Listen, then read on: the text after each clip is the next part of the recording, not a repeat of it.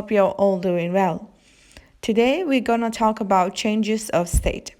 Before starting this lesson, you need to review the three states of matter and know their properties. It will be helpful to understand today's lesson.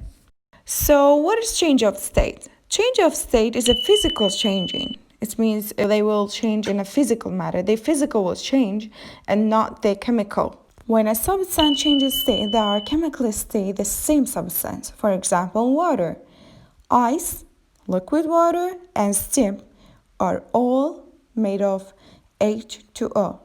So they are all the same substance. So the best definition for the term would be the conversion of a substance from one physical form to another. What energy has to do with change of state? Energy here indicates the movement of the particle. Just to refresh your memory, we had three states of matter: solid, liquid, and gas. Each of the particles of these states have their specific properties. The particles of a solid do not move fast enough to overcome the strong attraction between them. They are close together and vibrate in place.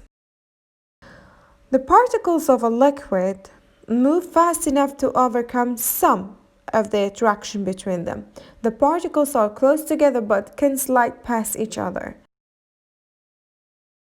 And then we have the particles of gas, which move fast enough to overcome almost all the attraction between them. Particles are far apart and move independently of one another. So basically, more movement means more energy. Substances in gas form have the most energy, followed by liquids, then solids. This basic information will help you know whether you are increasing or decreasing energy while changing states. Now let's talk about the processes that cause change of state. They include melting, freezing, evaporation, condensation, and sublimation. Now let's start with melting. Melting is changing state from solid to liquid. By increasing temperature of a solid, you are adding energy. Once the energy is increased, the particles move faster. So solid will melt. The temperature at which a substance changes from solid to liquid is called melting point. So melting point is the temperature that the substance changes from solid to liquid. The reverse process of melting is freezing. Freezing is changing state from liquid to solid. The temperature at which a liquid changes into a solid is called freezing point. So freezing point is the temperature at which a substance changes from liquid to solid. In a case of freezing, we decrease temperature. In this way, we are decreasing energy, or we can say that we are removing energy. Less energy means less movement. So when the particles stop moving and become more stable, they will change their state from liquid to solid. By the way, in these two processes that we talked about, melting and freezing. And melting, we have to add energy. So we can say that melting is an endothermic change because energy is gained by the substance. But for freezing, we are removing energy, so freezing an exothermic change.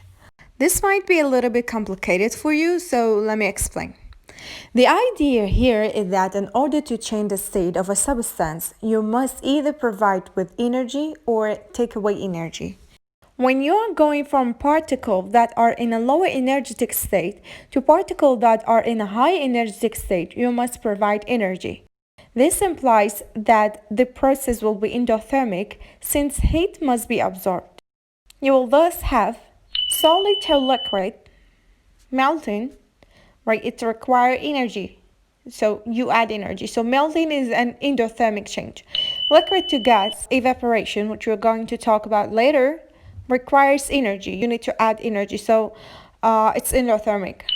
Sublimation is endothermic too. When you're going from particles that are in a high energetic state to particles that are in a lower energetic state, you must take away energy.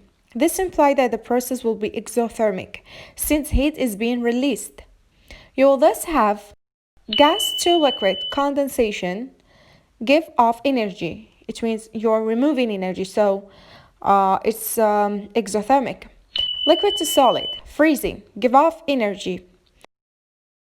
So, in short, any phase change that take you from higher energy particles to lower particle is exothermic.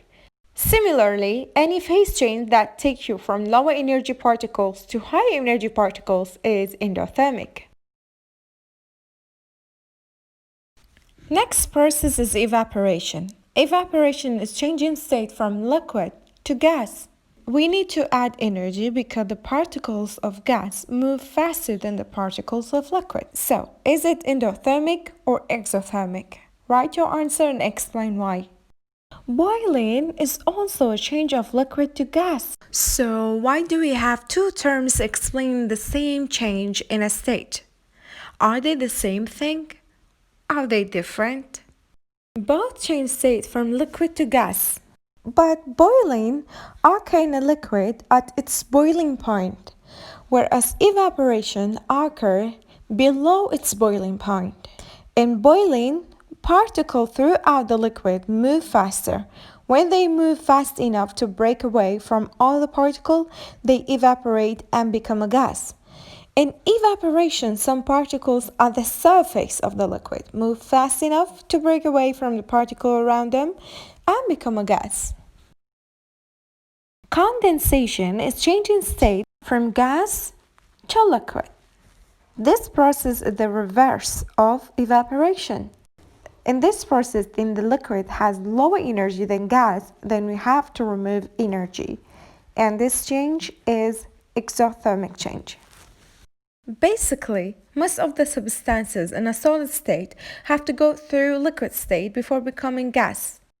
But it's not impossible to go from solid state to gas state directly without going through melting to liquid state. This process is called sublimation. So sublimation is changing state from solid directly to gas. To take an example, we will talk about dry ice. Dry ice is carbon dioxide in a solid state and it's much colder than ice made from water. Dry ice, instead of melting to a liquid, it goes through sublimation. So the particles of dry ice move from being very tightly packed to being spread far apart. And this is how the magic happens, from solid to gas in a blink. Let me summarize the changes of state in this triangle. So when solid change to liquid, the process is called melting. It's an endothermic change. The reverse process is freezing. When liquid change to solid, the change is exothermic. When liquid change to gas, it's either evaporation or boiling. Both changes are endothermic. The reverse process is condensation. When gas change to liquid, is an exothermic change.